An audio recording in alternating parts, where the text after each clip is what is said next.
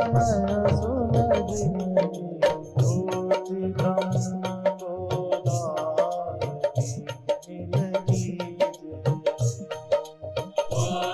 ब्रह्म श्री राम जय राम जय जय राम।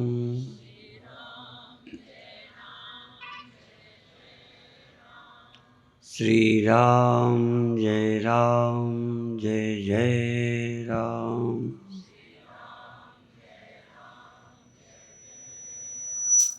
श्री राम जय राम जय जय राम।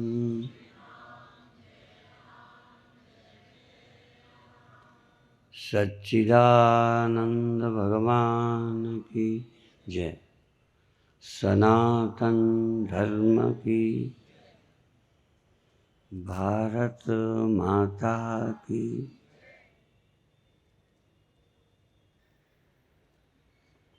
अन्य सुख दुख हर शरीरधारी को प्राप्त होते हैं, चाहे वो पशु है, चाहे पक्षी है, कीड़ा है। कुछ सुख और कुछ दुख सबको मालूम पड़ते हैं। और कोई शरीरधारी बिना इंद्रियों के नहीं होता, कुछ इंद्रियां कम ज़्यादा जरूर होती हैं। जैसे केंचुआ, गिंडोला, वो जो सांप की तरह बरसात में चलता है, कुछ कष्ट तो उसे भी होते होंगे, कुचल जाता है, बाकी वो देखता नहीं। उसने दुनिया आँखों से नहीं देखी, पर उसे अपना अस्तित्व है। अपना अस्तित्व है, वो चलता है, खाता है। थोड़े बहुत त्वचा के कारण कोमल कठोर जगह का कुछ कष्ट भी, आराम भी मिलता होगा। कोई चीज़ चुभेगी तो उसे बुरा लगेगा, पर इतनी उसकी जिंदगी है। इसके अलावा बहुत सारी दुनिया उसके लिए नहीं है जो हमारे लिए है। युवा के लिए टेलीविज़न नहीं है,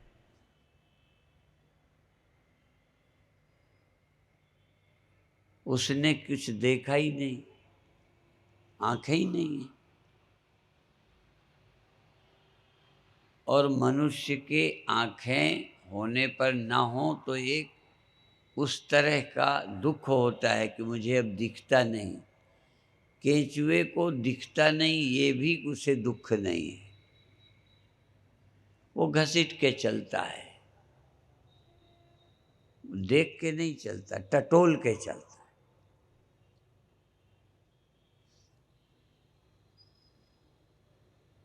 किसी जगह वो जाएगा, जब आगे उसे जगह नहीं होगी मुड़ जाएगा। देख के नहीं, टटोल रहा है, वो छू करके चलता है। इतनी जिंदगी है। सबकी तरफ देखें, दुनिया बहुत बड़ी है। अब कुछ चीज़ें उनके पास इतनी अच्छी हैं जो तुम्हारे पास नहीं है। चिड़िया उड़ती है, इस पेड़ से उस पेड़ में उड़ जाती है, उसे हेलीकॉप्टर नहीं चाहिए, जहाज नहीं चाहिए।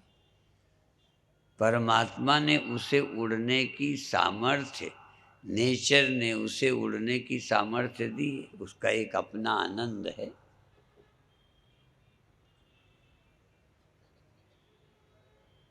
यदि वो तुम्हें पंख आ जाएं और उड़ लो तो तुम्हें कितनी खुशी होगी। आम लोगों से ज़्यादा मैच वाले जिम्नास्टिक करते हैं, कुश्ती करते हैं, सारी दुनिया उन्हें देखती है। चिड़ियाँ रोज उड़ती हैं, तुम नहीं देखते, ध्यान ही नहीं देते। यदि पटियाला में कोई आदमी उड़ने लग जाए तो दूसरे प्रांत के भी देखने आएंगे।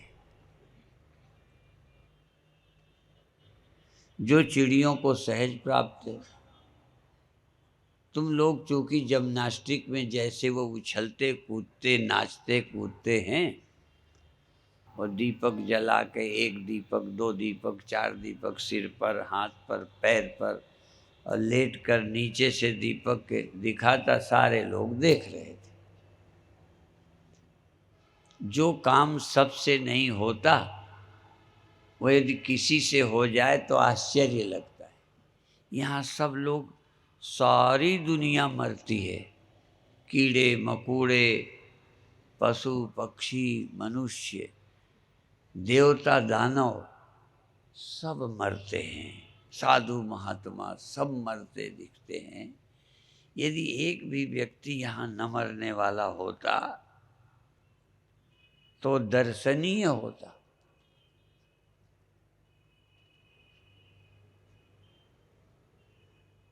भौतिक जगत में भी भेद है।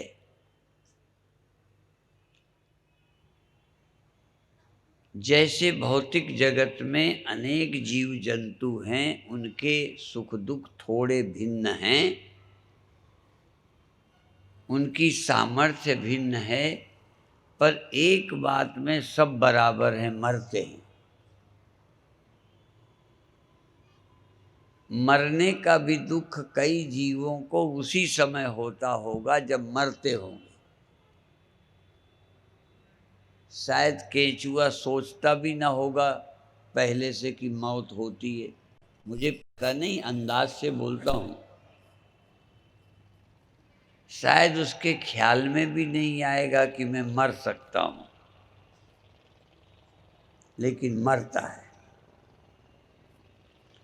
मृत्यु सबकी होती है। मृत्यु का दुख सबको एक समान नहीं होता। एक ये भी है, जन्मत मरत दुसह दुख होई। मृत्यु का दुख, और मृत्यु का दुख तो पशु पक्षी को, पर मरने के विषय में पहले से, मरने के बरसों पहले से यदि कोई दुखी होता है तो मनुष्य। मनुष्य के साथ सबसे बुरा यदि कुछ हुआ है तो दुख भय अधिक, आम सबसे ज्यादा। पशुओं के जीवन में कष्ट से बचने के उपाय कम हैं। रोग से बचने के डॉक्टर नहीं हैं। भूख से बचने की खेती नहीं कर सकते। अपनी सुख सुविधा के लिए जितना मनुष्य ने साधन जुटाए हैं, जानवर नहीं जुटा सकता। ये है उनके माइनस पॉइंट, ये उनके लिए हानिकर है। दिमाग होता तो वो भी इंतजाम कर लेते। जानवर होना क्यों बुरा है? एक तो ये कि उस योनि में आप अपने सुख के लिए उतनी व्यवस्था नहीं कर सकते जितनी मनुष्य शरीर में कर सकते हो। पर पशु पहले से ज्यादा दुख और टेंशन नहीं करता। ये उसको पक्ष में प्लस पॉइंट है। मनुष्य सभी जीव जंतुओं से ज्यादा दुखी है, चिंतित है, असुखी भी है। जितना सुख पशु को नहीं मिलता, उतने सुख गाने के, नाचने के, पिक्चर के, खेलने के, दौड़ने के, मेरे तेरे के परिवार बनाकर राजा महाराजा बनने का सुख, विधायक सांसद अमीर सेठ साहूकार बनने का सुख मनुष्य को प्राप्त है। और वो अमीर है, मैं गरीब हूँ, वो राजा है, वो सुंदर है, मैं असुंदर हूँ, और मैं पुण्यात्मा हूँ, मैं पापी हूँ, इस तरह का दुख सुख पशु को नहीं है जितना मनुष्य को है।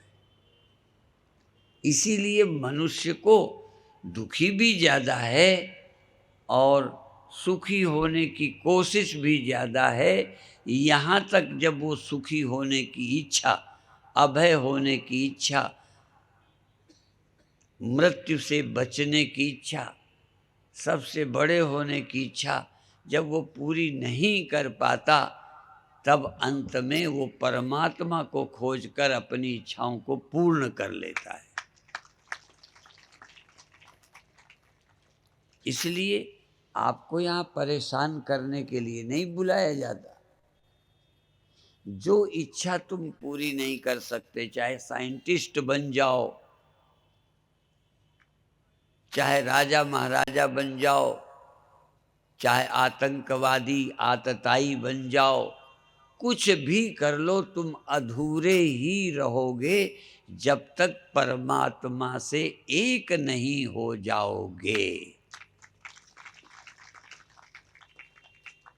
तुम और परमात्मा, देखो, तुम और परमात्मा यदि एक नहीं हो, जब तक एक होने का तुम्हें पता नहीं चलता, तब तक द्वेष की आग में जलोगे, मृत्यु में पीड़ित रहोगे।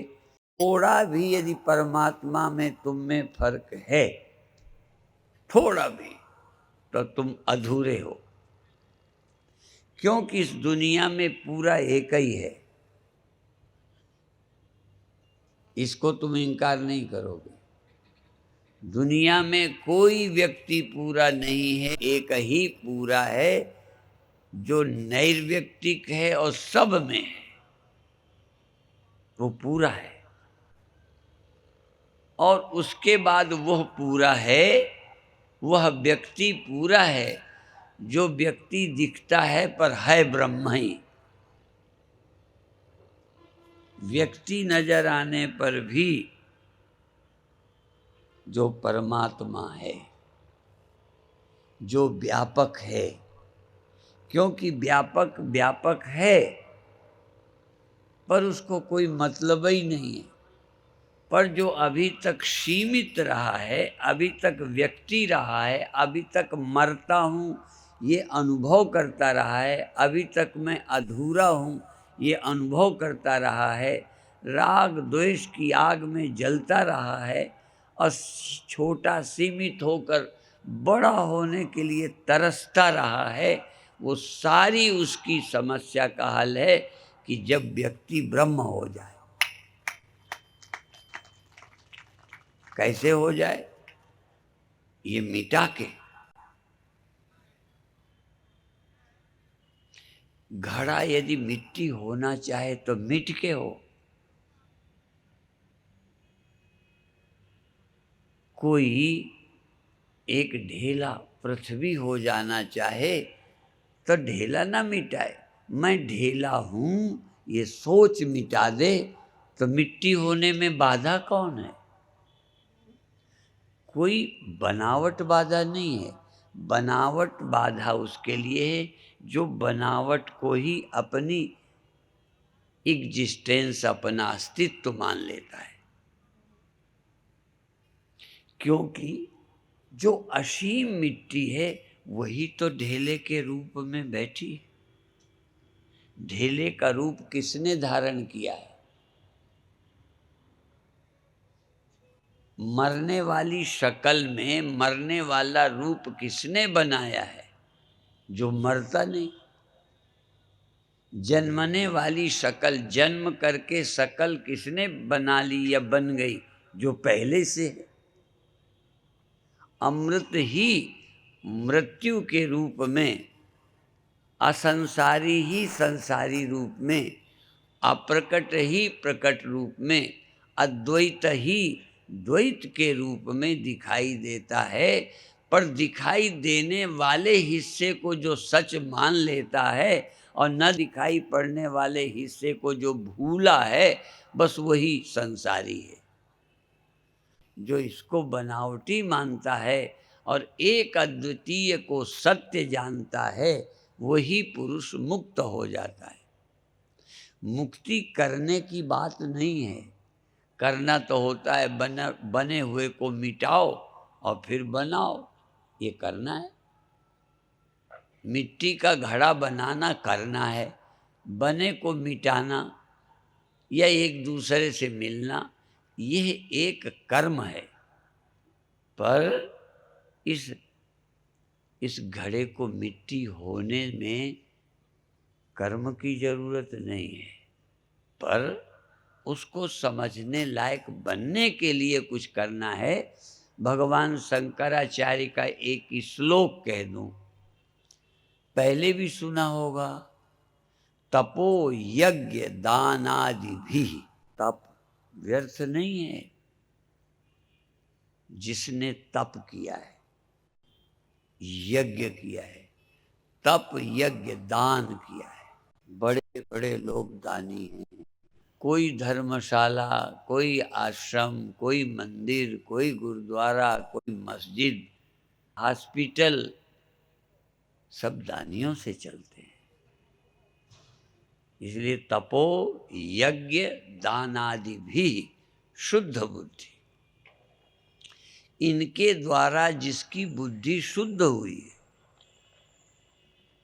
ये देखो बड़े राज की बात है।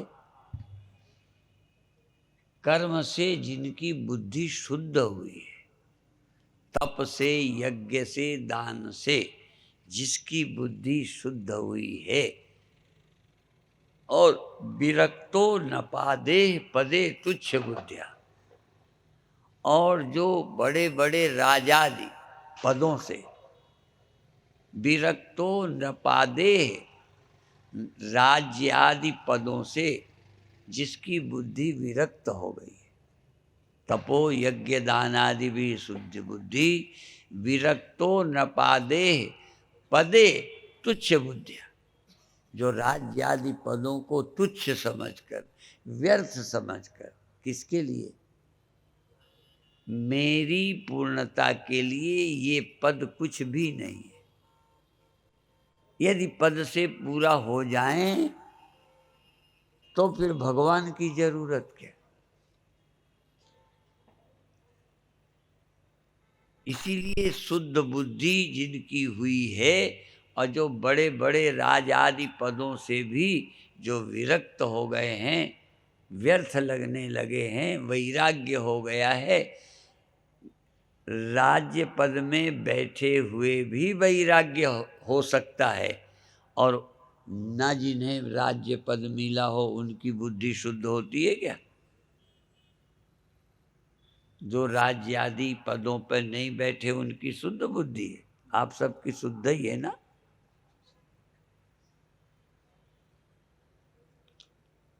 क्योंकि एक पद में रह के या तो छोड़ दिया है, या विरक्त हो गया है, या कर्तव्य समझकर कर रहा है, उसमें सार नहीं देखता, अपना लाभ नहीं देखता, और एक अभी बैठा नहीं है, उसी को लाभ समझ कर होने के इरादे बनाए बैठा है कि कब ये मरे, या 5 साल पूरे करे, या ये असफल हो जाए, जनता की नफरत हो जाए तो मेरा नंबर आ जाए। और है क्या? विरक्तो न पादे पदे तुच्छ बुद्धिया, परित्यज्य सर्वम यद आपनोति तत्वम।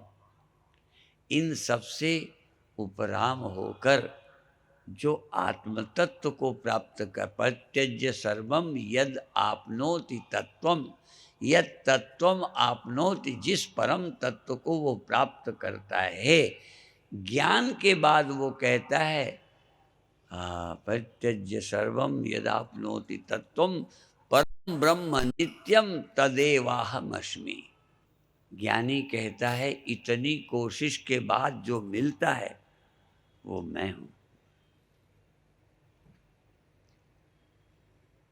ऐसा मैं हूं बोलना कठिन नहीं है। ईमानदार आदमी जल्दी नहीं बोलते, ये भी बताओ। बेईमान से चाहे जब बोलवा लो, झूठे आदमी से कुछ बोलवा लो। एक सच्चा आदमी बोल नहीं सकता कि मैं ब्रह्म हूं।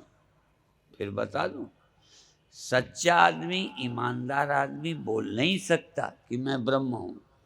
और यदि ईमानदार बोलता है तो इसका मतलब ब्रह्म है, तभी बोलेगा। वो गप नहीं मार सकता। वो कहता है परम ब्रह्म नित्यम तदेवाहमस्मि। जिसको लोग पाने के लिए इतने यत्न करते हैं, वो मैं हूं। मुझे पाना तक नहीं, हूं ही वो। मैं हूं ही घड़े में रहने वाली, हूं ही मैं, जो मरता नहीं, जो पैदा नहीं होता। पैदा होता है घड़ा, मैं कहाँ पैदा होता हूँ? घड़े के पैदा होने के पहले और घड़ा बन जाने पर घड़े के हिस्से हिस्से में, और घड़े के मिट जाने में, मिटने के बाद रहता ही रहता हूँ। स्पष्टता जितनी घट आदि पदार्थों में, उदाहरणों में समझते हो, इतना ही जब इस जीवन में जान जाओगे परम तत्व को, तब आप देखोगे कि मुझे अब कुछ करना बाकी नहीं है। और ऐसा व्यक्ति जिसको ना मरना है, ना कुछ होना है, ना कुछ पाना है, ऐसा ब्रह्मज्ञानी जो भी कुछ करता है वही दिव्य है। सच बताऊं, जिसको तुम पाप समझते हो, यदि वह भी करता है, क्योंकि वो पाप तुम्हारे स्तर पर है, उसके स्तर पर नहीं।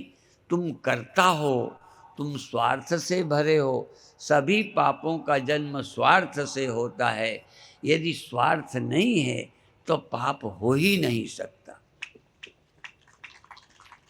किसी भी पाप का जन्म स्वार्थ से होता है, और स्वार्थ मैं से होता है। सीमित मैं के बिना स्वार्थ कौन करेगा? कौन स्वार्थी होगा? ब्रह्म को क्या स्वार्थ हो सकता है? जो है ही सब कुछ, जिसके बिना है ही नहीं कुछ, ऐसा ब्रह्म को क्या स्वार्थ होगा? देखिए, मैं के बिना कोई स्वार्थ नहीं, क्योंकि मैं बड़ा बन जाऊं, मैं हो तब ना। और जो जो जब मैं मिटा तो जो है वो तो वैसे ही असीम है। इसलिए जब उसका स्मरण व्यक्ति करता है तो मैं मिट जाती है। मैं के अलग होने का भाव मिट जाता है। हों में खत्म हो जाती है। हों में रोग है। देखो, जैसे शरीर में कोई फोड़ा हो जाए तो आराम आता है ना।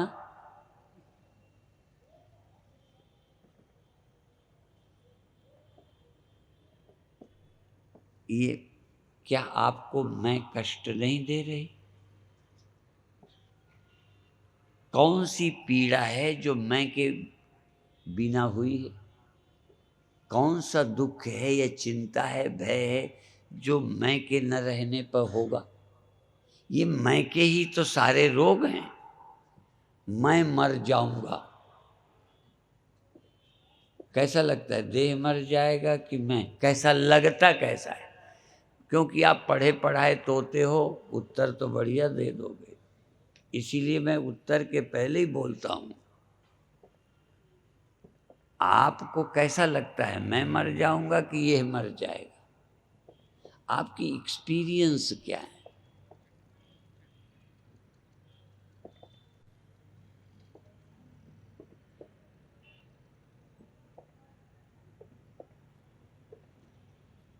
आप व्यक्ति हो कि ब्रह्म हो? आप व्यक्ति, व्यक्ति माने व्यक्ति, जैसे अनेक व्यक्ति हैं। व्यक्ति हो कि नैर्व्यक्तिक हो? नैर्व्यक्तिक माने तो कुछ, तुम्हारे सिवा कुछ नहीं। पर आप व्यक्ति हो, सब कुछ नहीं हो। सब तुम नहीं हो। तुम निर्व्यक्तिक भी नहीं हो, सब भी नहीं हो, एक व्यक्ति हो। और व्यक्ति हो तो अधूरे हो, जन्मे हो, मरोगे। तो देखो, मैं मरता हूँ, ये ख्याल आप में है ना कि देह में है? मैं मर जाऊंगा, ये ख्याल देह में आता है। जब तुम सोए होते हो, समझाने के लिए, क्योंकि बहुत यहाँ लोग ऐसे भी हैं जो पढ़े हुए हैं और पहले से कहेंगे हम सोते ही नहीं। इसीलिए हम आपको उस सत्य तक ले जाने के लिए छोटा सच बोलते हैं, जो तुम्हें समझ आ जाए। जब तुम सोए होते हो तो देह को ख्याल आता है मैं मर जाऊंगा, देह को ख्याल आता है कि मैं मर जाऊंगा। जब तुम सोए होते हो, जब तुम्हारी बुद्धि, दूसरा, जब तुम्हारी बुद्धि बिल्कुल सोई है, वो देह की नहीं है, बुद्धि देह की नहीं है, बुद्धि तो तुम्हारी है। तुम चेतन, तुम आत्मा जब बुद्धि युक्त होते हो तो तुम बुद्धि युक्त होकर मैं आत्मा हूं ये नहीं सोचते। बुद्धि आते ही तुमने कभी सोचा भी नहीं कि इस समय मैं बुद्धि युक्त हो गया हूं, मैं बुद्धि युक्त हो गया हूं। और मैं बुद्धि के बिना भी था, अब बुद्धि युक्त हो। अपने विषय में सोचा ही नहीं, जाग कर सोचा मैं बैठा हूं, लेटा हूं। तो देह ने तो नहीं सोचा, मैंने ही सोचा कि मैं देह हूं। इसीलिए जब तुम सोचते हो देह हूं, तब तुम में ख्याल आता है मर जाऊंगा। देह में कभी ख्याल नहीं आता कि मैं मर जाऊंगा। देह में विचार ही नहीं है, विचार की क्षमता देह में नहीं है। और देहाभिमाने गलिते, देह गलिते नहीं, देहाभिमाने गलिते विज्ञाते परमात्मनि। मैं परमात्मा हूं, परमात्मा को जानूं, ये देह सोचता है क्या?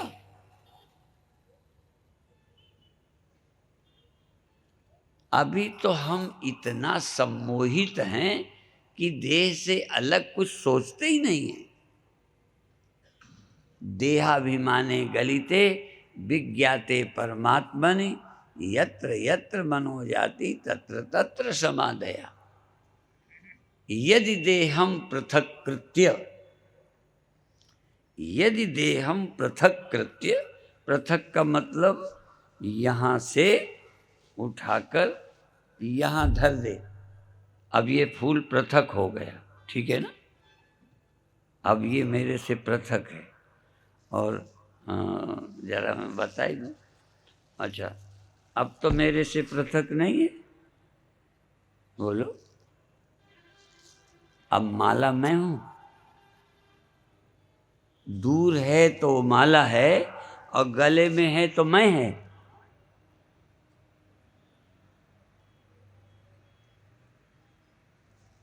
यदि पास है तो मकान तुम्हारा है, और यदि तुम कलकत्ते चले गए, अमृतसर चले गए, पटियाला से बाजार करने, हरमंदर साहब के दर्शन करने, दुर्ग्याला, तो ये घर किसी और का है।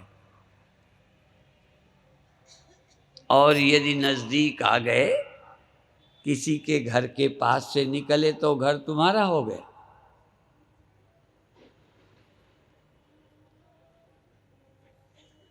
तो तुम जागकर इस देह को मैं समझते हो, इसलिए मैं जन्मा हूं भी समझते हो, इसीलिए मैं जवान हूं समझते हो, इसीलिए मैं स्त्री पुरुष हूं समझते हो, और इसीलिए पहले से सोचते हो कि बूढ़ा हो जाऊंगा। पहले से नहीं ख्याल आया कि बूढ़े हो जाएंगे या होने लगे हैं, और फिर अगली स्टेज लानी पड़ेगी कि आ जाएगी। अगला कार्यक्रम,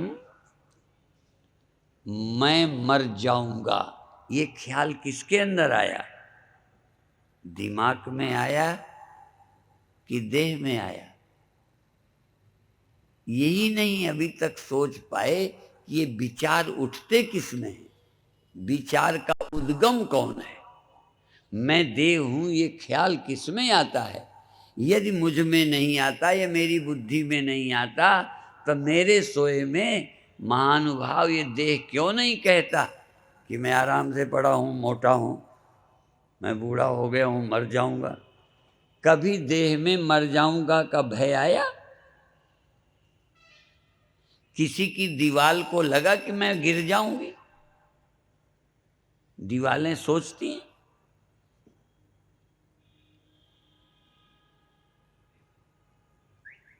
इसलिए चाहे गुरु हो, चाहे तुलसीदास हो, सब एक ही बात, पंच तत्व का तन रचो, जानो चतुर सुजान, जाते उपजय नानका लीनता ही में, छित जल पावक गगन समीरा, पंच रचित यह अधम शरीरा, सो तन तेरे आगे सोआ, जीव नित्य के ही कारण रोआ।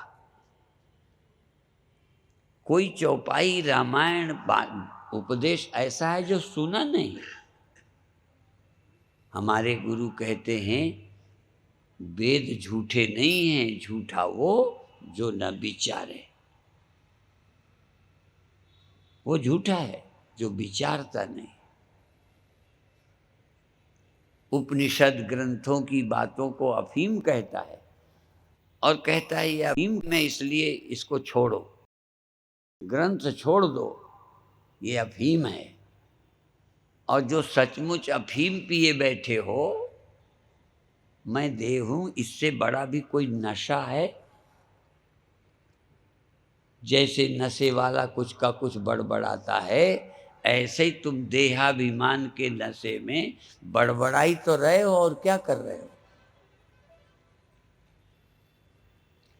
इसलिए सोचो, एक जैसे बिजली है, बल्ब है और मकान है।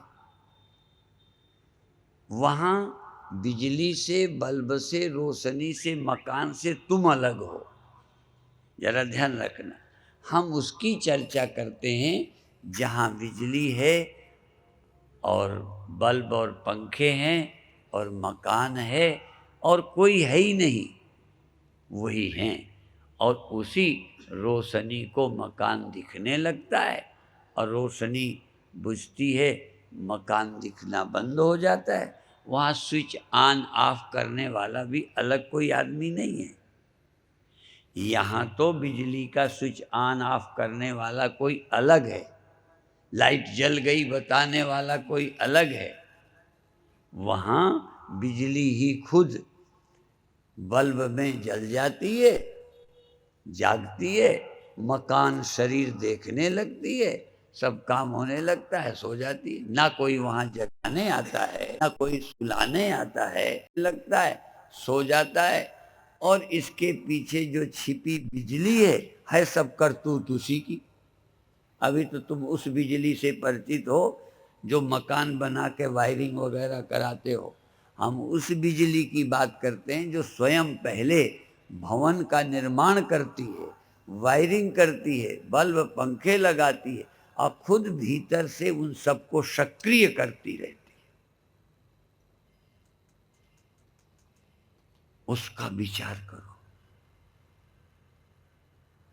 उसकी तीन अवस्थाएं जो निर्मित किया है वो, और जो बल्ब में प्रकट होकर उसका दर्शन करने लगती है और सो जाती है। जग जाना, बुझ जाना और बिजली का सदा बना रहना, रहते रहते बिजली के जलना, रहते रहते बिजली के सोना। वो कभी मरती नहीं, कभी आती नहीं, कभी जाती नहीं, उसकी रोशनी आती जाती, सदा अलेपा तो ही संग माई, चाहे रे न चाहिए। तो आप मकान हैं कि अंतःकरण बल्ब हैं, या जग कर दे लगना फिर न भासना, ये रोशनी है या रोशनी के भी बाप हैं। रोशनी, या तो ये कहो रोशनी के बाप हैं हम, या कहो हम ही बाबा हैं, हम ही बाप हैं, हम ही पुत्र हैं, हम ही सब हैं। हम ही बुद्धि में जाकर जगत प्रकाशित होने लगते हैं। हम ही अपनी रोशनी को समेट कर,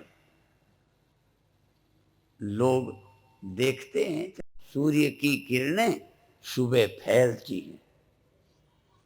सुबह सुबह देखा जब सूर्य में किरणें नहीं दिखती, देखा ना, नहीं दिखती कि नहीं होती। जिस समय पटियाला में सूर्य में किरणें नहीं हैं, उसी समय हो सकता है कलकत्ते में हो, और नहीं सिंगापुर में तो होंगी। जब भारत में किरणें नहीं हैं उसी सूर्य में, तो क्या उसमें किरणें होती और खोती भी हैं? क्या सूर्य में किरणें कभी पैदा होती? क्या सुबह सुबह सूर्य में रोशनी कम और दोपहर में तेज होती है? कोई हाथ की लालटेन है जो तुम तेज करते हो, धीमी करते हो? पर क्या आपको ऐसा दिखता नहीं है कि सूर्य की किरणें, अच्छा ठंडी में सूर्य की किरणें कम तेज होती, रात में तो सूर्य में किरणें रहती ही ना होंगी। बोलो, जब सूर्य में किरणें रहती ही नहीं रात में, तो उस समय अन्य देशों में उजाला चंद्रमा करता है, तारे करते हैं। सूर्य जब से रोशन है, चेतन जब से है, चेतन ही है, वो जड़ आज तक हुआ ही नहीं। फिर भी किरणें पैदा होती बुझती लगती हैं। बिजली के रहते बल्ब जलते हैं, बुझते हैं, जलते हैं, बुझते हैं, फ्यूज होते हैं, बिजली टस का मस नहीं होती। यद्यपि जब मैं उदाहरण देता हूं तो तुम में कई वकील होंगे कि स्वामी जी को पता ही नहीं, यहां तो बिजली जाती ही रहती है। ये तो सिर्फ उदाहरण है। हम जब बिजली कहते हैं तो उस सत्य को, उस चैतन्य को, उस अनंत को कहते हैं जो अव्यय है, आज तक कभी पैदा नहीं हुआ, कभी व्यय नहीं हुआ, घटता बढ़ता नहीं, ना घाट है ना बाढ़ है, उसमें कभी घटना बढ़ना होता ही नहीं। उस सत्य को जो सब में बराबर है, सिर्फ जलने वाले बल्बों का फर्क है। किस एक कमरे में एक बल्ब में बहुत रोशनी, एक में जीरो पावर।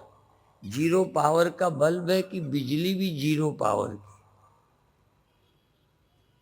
इस दिन ये सब मकान और बल्ब का अभिमान छोड़कर, अपनी इंडिविजुअल कॉन्शियसनेस का इल्यूजन छोड़कर उस परम सत्य का अनुभव करोगे। जब आत्म परमात्म एको करे, आत्म परमात्म एको करे, अंतर की दुविधा अंतर मरे। बाहर न मरे, अंतर की दुविधा अंतर मरे। बाहर कुछ नहीं करना, भीतर जो आपके ख्याल में द्वैत है, ख्याल में आप और वो दो हैं। तभी कहता था ईसदप्यंतरम कृत्वा रौरवम नरकम व्रजेत। यदि आपकी बुद्धि में ये आ गया कि वो मैं नहीं हूं, या मैं अंश हूं, मैं छोटा हूं, तुच्छ हूं, गए। तुम में और उसमें किंचित भेद नहीं। भेद अभिव्यक्ति के, अंतःकरण के, इंद्रियों के कारण। पर ये रहते भी यदि ज्ञान हो जाती, खत्म हो जाएगी, कर्ता भोक्ता पने की भ्रांति खत्म हो जाएगी, आवागमन की भ्रांति, जन्म मरण की भ्रांति, विकार की भ्रांति मिट जाएगी। तुम सदा शुद्ध नित्य मुक्त तत्व हो, ये स्पष्ट हो जाएगा। फिर मुक्ति के लिए भड़बड़ाते नहीं फिरोगे। इसलिए यद्यपि ये विषय थोड़ा सा कठिन है, पर यही दवा है और कोई दवा ही नहीं है, इलाज ही एक है। तमेव विदित्वा अति मृत्युमेति न अन्यः पंथा। इतना तो जानते होगे, संस्कृत नहीं भी आवे, वेद का मंत्र न अन्यः पंथा विद्यते अयनाय। इस बंधन दुख से पार जाने के लिए, मृत्यु से पार जाने के लिए दूसरा रास्ता ही नहीं है, एक ही रास्ता है, उसका जानना। तद विज्ञानार्थम सगुरु, पहले उसका जानना ही एक मार्ग है। जानोगे कहा? मंदिर में बैठकर जानो। विज्ञानार्थम सगुरुम एव, गुरुम एव जोड़ दे के कहा है, गुरु के ही पास। गुरुम एव अभिगच्छेत समित पाणियम, समित पाणी श्रोत्रियम ब्रह्मनिष्ठम। जो सचमुच ज्ञानी हैं, ध्यान रखना, नहीं कहते कि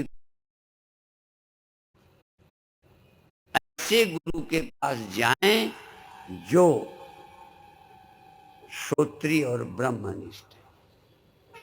अच्छी तरह से सुन समझकर जिसने इस सत्य को पा लिया है, नहीं तो कह देंगे हमें ब्रह्म मिल गया, हमें तो ब्रह्म का अनुभव हो गया, हमारा तो चक्र जाग गया है, खूब रोशनी हो गई, हो गए ब्रह्म ज्ञानी। अंतर की बुद्धि जब तक 100% संशय विपर्य रहित नहीं होती, परमात्मा मुझे मिल गया, अपरोक्ष हो गया, कैसा? जो कभी मिटता नहीं,